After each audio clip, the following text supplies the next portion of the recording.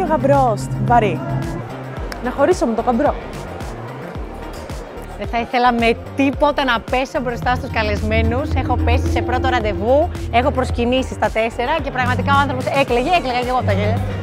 Αυτό θα το προτιμούσα, να μην συμβεί. Εννοείται ένα νησί. Ένα ελληνικό νησί. Σίγουρα σε νησί. Προτιμώ νησί. Νησί. Σε μια παραλία. Πολέγανδρος, πολέγανδρος. Μ' αρέσει και η Ύδρα, μ' αρέσουν και οι Σπέτσες.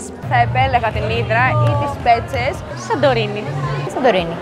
Αν ήμουν Κινέζα θα έλεγα Σαντορίνη. Η Ρόδος που θα παντρευτώ το Σεπτέμβριο. Νομίζω η Σύφνος. Έχει μια τέλεια εκκλησία.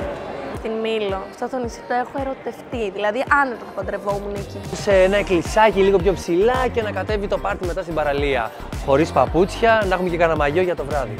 Γενικά κάποιο παραθαλάσσιο, ήρεμο, γεμάτο μέσα στη φύση μέρος που αντικατοπτρίζει αυτό το καλανόλευκο που έχουμε. Ένα μέρος που νιώθω πολύ οικία εκεί και που ίσως να γνώρισα τον αγαπημένο μου.